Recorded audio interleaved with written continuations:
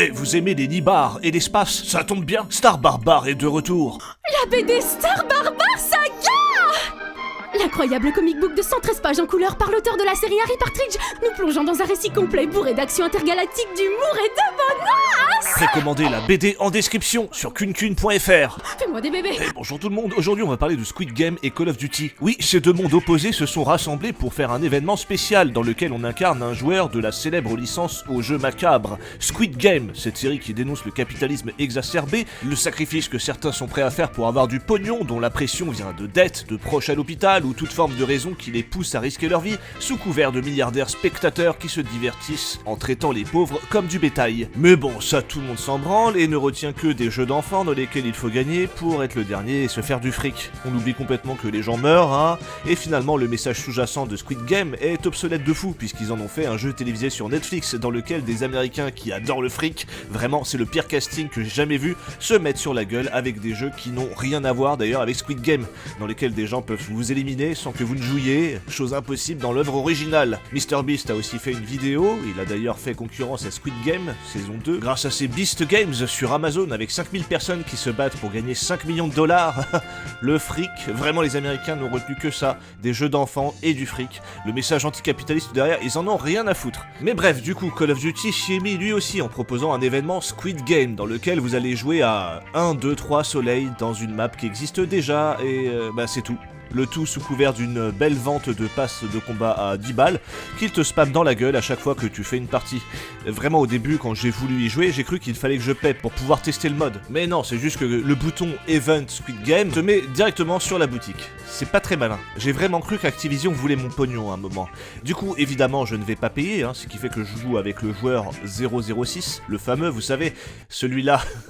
Il est tellement peu présent dans la série que la seule image qu'on a de lui, c'est un timbre-poste. Et en plus, il est mort comme une merde dans des escaliers. Bref, je n'ai évidemment pas payé le pass, et c'est pas comme si Black Ops 6 m'avait déjà coûté 100 balles, Ouais, je rappelle que j'ai payé le prix pour jouer 3 jours en avance. Call of Duty, c'est un jeu payant avec un modèle de free-to-play qui te spamme de boutiques dès que tu rentres dans le jeu. Raid Shadow Legends à côté, c'est vraiment des agneaux, Bon, testons ce mode de con qui lie une œuvre anticapitaliste avec l'un des jeux qui représente le pire dans le domaine de la microtransaction. Bon, on va commencer directement avec ma première partie, qui m'a un peu troublé. Je m'arrête largement en avance, je sais qu'il faut s'arrêter de bouger, tout le monde meurt autour de moi, je ne bouge pas d'un pouce, mais... Mouvement détecté. Alors d'accord, j'avais ma main sur la souris et peut-être que ça m'a fait bouger d'un pixel, et encore je ne le vois même pas sur le replay. Regardez là, c'est au ralenti, je vois même pas le mouvement que j'ai pu faire. J'ai vu des mecs dans la série bouger beaucoup plus que moi et rester en vie malgré tout. Bref, j'ai le seum et il faut quitter la partie pour en recommencer une. Shut the fuck up. Et oh tiens, étonnant, il y a plein de joueurs qui se plaignent dès la première salve. De loin, je vois la poupée qui tourne sa tête, mais a priori, je me mets en route un dixième de seconde trop tôt. This game is shit. Ce n'est pas logique puisque normalement, ce sont les yeux de la poupée qui servent de scanner. Si elle a la tête retournée, normalement, c'est pas censé fonctionner. Bref, on est reparti pour une troisième partie. Cette fois-ci, j'ai bien compris qu'il fallait juste aller tout droit, ne pas toucher à ma souris. En gros, je reste appuyé sur une touche. Ah, me voilà enfin qualifié. On enchaîne maintenant sur la manche 2. Et oui, y a pas d'autres mini-jeux, c'est light. Vous savez qu'il y a un jeu qui s'appelle Crab Game qui a été fait en 24 heures, qui est bien mieux que ce putain de mini-jeu de con. Parce qu'en vrai, je crois que c'est de loin l'événement le plus pété que j'ai jamais vu. Jouer à 1, 2, 3 soleils en restant appuyé sur une touche. Bref, on est manche 2 et maintenant on a des petites enveloppes qui volent. Et dedans il y a des couteaux. J'aurais trouvé ça très dommage de ne pas l'essayer. Désolé à toi, GSG9 Dark Angel. Bref, je réussis à passer cette deuxième manche et je peux même pas regarder les autres joueurs jouer. Du coup je m'emmerde. On arrive donc manche 3 et on n'est plus que 2. Et on décide de se mettre sur la gueule au début mais ça ne sert à rien, on ne peut même pas se faire de dégâts. Se pousser ou quoi, y a rien de fun, c'est nul. Du coup mon premier réflexe c'est de courir vers un couteau que je récupère. Et comme on n'est plus que 2 joueurs, je m'arrange pour être le seul joueur. Et voilà, je suis arrivé premier. Bravo, j'ai gagné 475 XP en 6 minutes. Autant vous dire que c'est vraiment de la merde. Et voilà, rien d'autre. Vraiment rien d'autre. C'est un scandale. Au final, j'ai compris aussi pourquoi je suis mort tout à l'heure. Je n'ai pas bougé. J'ai parlé. Behind you. Look. Quand on parle, on se fait buter. Alors que dans Squid Game, ça n'est pas du tout le cas. Quand on parle, on se fait pas buter. Et s'il vous faut une preuve supplémentaire pour vous expliquer à quel point ce jeu a été fait à l'arrache, quand vous arrivez sur la ligne d'arrivée, ça vous dit... Désolé, vous avez bougé.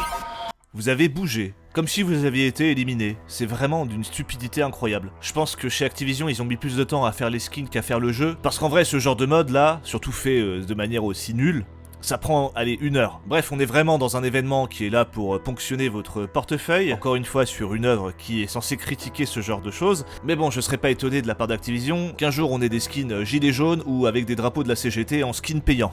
Oh, et avant de finir, vous saviez que Squid Game a vraiment existé? C'était orchestré par la police sud-coréenne. Ils emmenaient des gens dans des camions blancs, leur faisaient porter des vêtements vert bleuté avec des numéros, se faisaient réveiller à l'aube par une musique, et c'était plus ou moins des camps de travail forcés. Si vous voulez en savoir plus, il y a Adam le rigolo qui a fait une vidéo dessus. Au début, je pensais que c'était du bullshit putaclic, mais c'est bien documenté et réel. Bref, ça se fait du fric sur un événement dramatique, c'est un peu comme si on rendait commercial le goulag, ou ce genre d'événement infâme. Mais bon, qu'est-ce qu'on retient? Des jeux d'enfants et du fric. J'ai dit au début que Squid Game était une série anticapitaliste, mais preuve en est que finalement ça n'a jamais vraiment été le cas. C'est peut-être plus une allégorie d'un capitalisme sans la moindre alternative pour s'en sortir, ce qui est en soi déjà assez dramatique. Enfin bon, après tout, vous faites quoi sans pognon? Rien. Mais vous feriez quoi si vous aviez besoin d'argent pour sauver votre famille, ou vous sauver vous-même d'une dette? Eh bien normalement, vous seriez prêt à tout et vous n'auriez pas le choix. Car aujourd'hui, se faire de l'argent par le biais d'un travail devenu un labeur qui parfois ne suffit plus à pouvoir mettre de côté, et qu'évidemment c'est pas tous les jours qu'on vous propose de gagner l'équivalent de 100 ans de travail en quelques jours, quitte à risquer votre vie. Vous, en vrai, vous participeriez à ce genre de choses? Je suis certain qu'il y aurait au moins quelques personnes qui diraient oui premier degré. Et en vrai, qui pourrait leur jeter la pierre de vouloir gravir le mur infranchissable d'une indépendance financière? Au final, je fais pareil, je fais des vidéos parce que c'est mon kiff, d'accord, mais ça m'assure aussi des revenus solides pour mon avenir. Et de toute façon, quoi qu'il arrive, même si on n'est pas d'accord avec ce système, quelle alternative avons-nous?